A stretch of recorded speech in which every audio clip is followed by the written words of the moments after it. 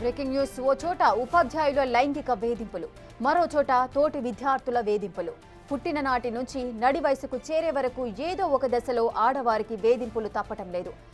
రాను సమాజంలో ఆడపిల్లలకు భద్రత, మనుగడ ప్రశ్నార్థకంగా మారుతోంది.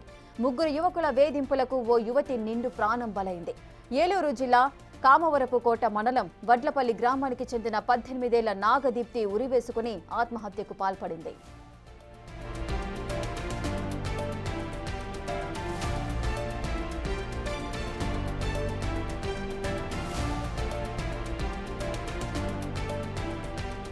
ఏలూరులో బీటెక్ సెకండ్ ఇయర్ చదువుతున్న నాగదీప్తిని గత కొద్ది కాలంగా కామవరపుకోటకు చెందిన ముగ్గురు యువకులు వేధిస్తున్నారు.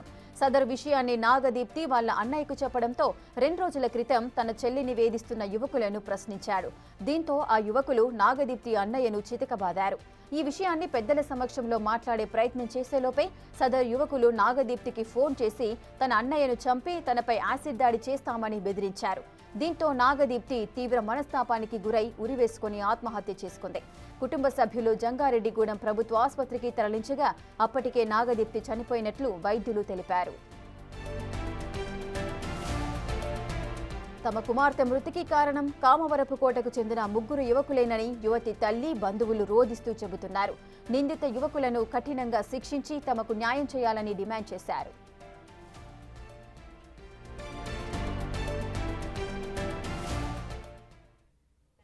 అమ్మాయి అండి, మా పిల్లలిద్దరు చదువుకుంటున్నారండి. మా అబ్బాయి మొన్న 5 మనుషులు కారులో వచ్చి మా ఊరోళ్ళే కుర్రోళ్ళు అబ్బాయిని బ్లడ్ వచ్చేలా కొట్టేశారు.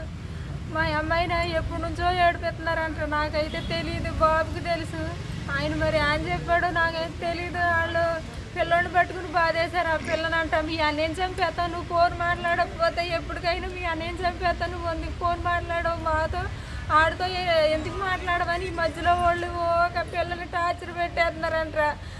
వాళ్ళని ఎంక్వైరీ చేసి నా పిల్ల గురించి మాకు న్యాయం చేయండి. విజయ్ అంట, విజయ్ అంట, మనోజ్ అంట.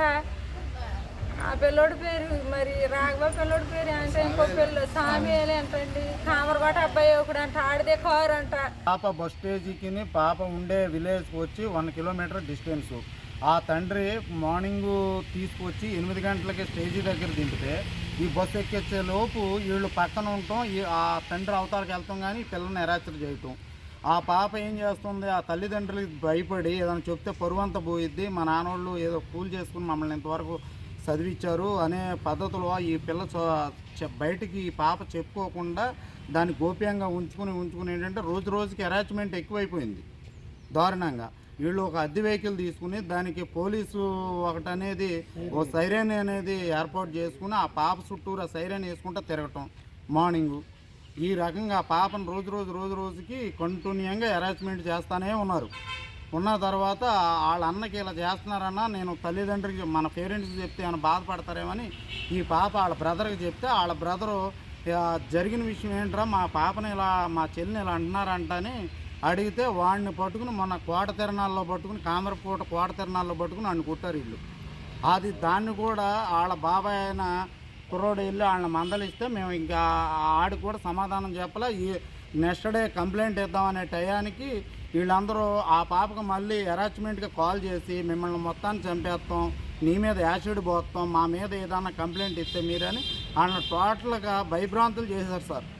టోటల్గా మొత్తం ఎంటైర్ ఫ్యామిలీ మొత్తం పాయిజన్ తీసుకునే స్టేజ్కి ఏం చేస్తారు, మార్నింగ్ వీళ్ళు ఉదయాన్నే కూలి పనికి వెళ్ళిపోయారు. ఈ పాప ఉరేసుని చనిపోయింది.